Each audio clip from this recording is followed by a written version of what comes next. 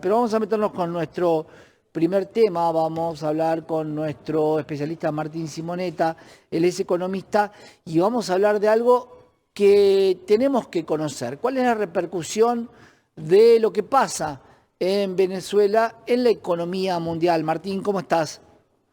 ¿Cómo estás, Santiago? Un placer enorme, como siempre. Un placer. Bueno, sabemos de la gran reserva que tiene Venezuela en petróleo, pero ¿qué puede pasar?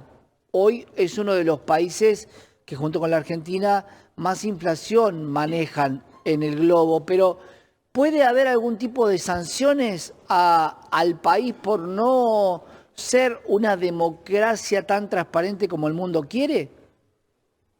Bueno, eso lo estamos viendo porque acá está negociando entre los distintos países de América Latina, del resto de América, en la OEA y del mundo, la posición que se quiere tomar respecto de Venezuela, pero yendo al tema económico de Venezuela, creo que es muy interesante en este contexto ver que lo que habitualmente se llama la maldición de los recursos naturales, ¿no? Que uno dice a veces... un país es bendecido, entre comillas, por, no sé, el clima, el suelo como la Argentina, o el petróleo como Venezuela, o el gas como Rusia.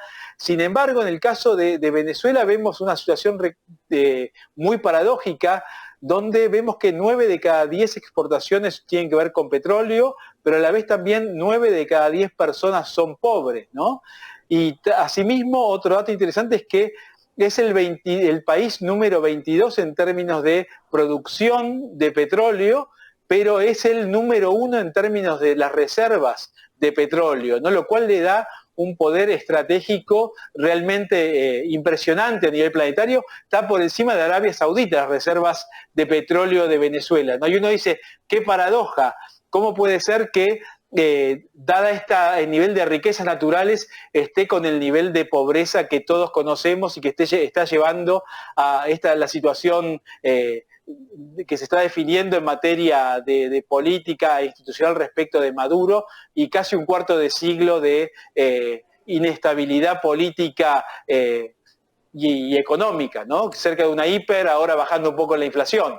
Sin embargo, Martín, Venezuela tiene reservas de petróleo, lo que se llaman reservas de petróleo crudo. No tiene que hacer fracking, no tiene no convencional.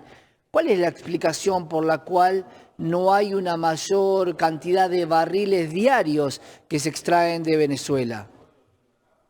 Bueno, vos dijiste algo muy importante que en la mayor parte de los países desarrollados y no tanto, se recurre al fracking, que es una técnica un poco más sofisticada de buscar petróleo de una forma no tradicional, para buscar ya donde en general se ha extraído el petróleo que estaba más accesible, ¿no? Venezuela todavía no ha llegado a la necesidad de recurrir al fracking y está en esta situación donde esta pobreza a nivel social que nosotros vemos se contrasta con una riqueza en términos de la materia prima, pero no hay inversiones, no hay un sistema institucional que aliente la exploración, la producción, la extracción de petróleo y hace que este país paradójicamente sea un país pobre sentado sobre un lago, digamos, valga la metáfora,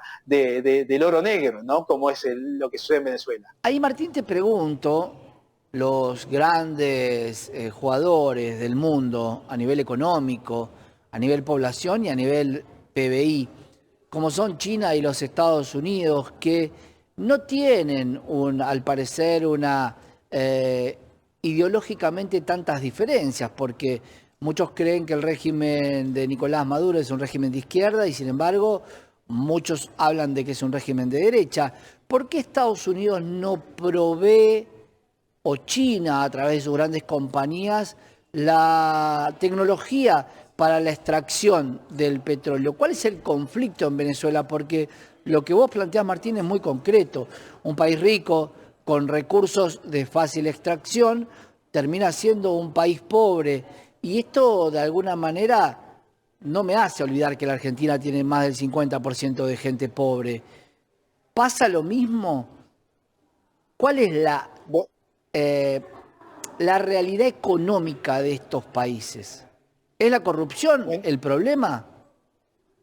Bueno, cuando escribí unas líneas pensando en esta conversación, estaba pensando en los paralelismos, ¿no? Entre la riqueza de recursos naturales de ambos países, Venezuela y Argentina, y los indicadores sociales, ¿no? Tan terribles en ambos países. En Argentina un poco menos extremos en este momento, pero hoy Argentina todavía tiene más inflación que Venezuela, ¿no? Por Claro, ejemplo. Pero el petróleo está en manos estatales. Si uno ve en los países de origen anglosajón, el petróleo se aplica a lo que se llama el derecho de accesión, donde lo que vos descubrís, el petróleo que vos descubrís en tu campo es tuyo.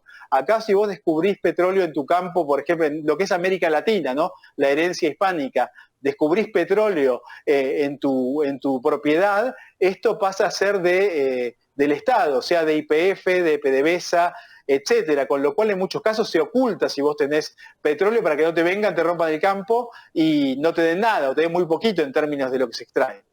claro, lo que Entonces pasa es hay que pocos incentivos. es el Sí. producto del suelo, porque en países pobres los grandes terratenientes del mundo comprarían propiedades donde existiera ese recurso y se lo quedarían.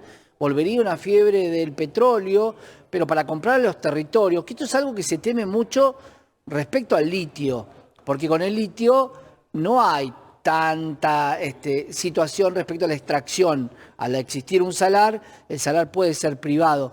Pero claro, cuando pensamos en petróleo también pensemos en el cobre.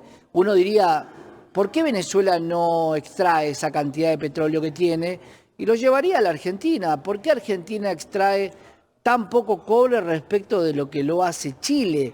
Tiene que ver con la dedicación que le da cada país a cada uno de las actividades económicas que hay en él. Bueno, vos diste el caso, digamos, parece que la cordillera es fértil del lado chileno en materia de cobre y no del argentino, ¿no? ¿Por qué se da esta situación paradójica? O si miramos qué sucede en los países escandinavos también, donde incluso hay propiedad estatal de los recursos de hidrocarburos, sin embargo, hay un orden económico, un bienestar de la gente, indicadores macroeconómicos ordenados, ¿no? O sea que acá surgen muchas preguntas respecto de esta cuestión, pero claramente hoy pensemos que Chile, volviendo al tema cobre, donde el cobre representa el 65% del total de las exportaciones chilenas, ¿no? Una porción gigante, y Chile, un país con menos de la mitad de la población que Argentina, exporta más que Argentina, ¿sí? Entonces, creo que es clave lo que hablamos otras veces, ¿no? Claro. La estructura institucional, poder tener un largo plazo, un mediano plazo, para generar un horizonte a las inversiones y que confíen y que apuesten no a una inversión de un mes, un día, overnight, sino que puedan anclarse, que puedan construir, que puedan pensar en construir un edificio de inversiones, valga la metáfora, pensando en un horizonte de 10 años, 15, 20, 30 años, ¿no? Y Martín, ¿la extracción de cobre en Chile es privada o pública? La extracción de cobre en Chile es básicamente, es mixta, pero la propiedad del cobre es pública, pero en algunos casos es la empresa estatal, en otros empresas privadas y en otros casos mixtas.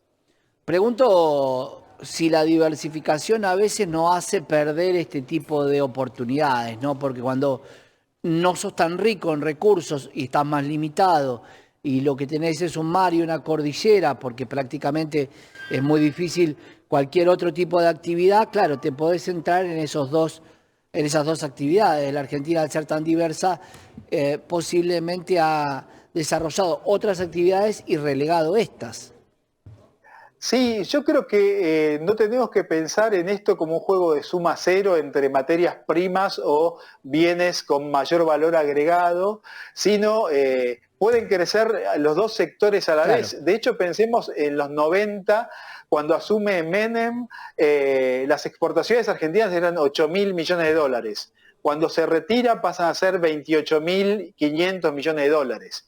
sin más que se triplican, ¿no? Y crece la exportación de productos, digamos los tradicionales, las materias primas, pero también hay inversión que permite agregar valor a la materia prima, Claro. ¿no? Entonces, creo que son importantes los dos puntos. Sin duda, Martín, vamos a seguir analizando la economía de ambos países, que a veces creemos que estamos muy lejos y otras veces, cuando vemos algunos números, parece que estamos muy cerca y con gobiernos democráticos.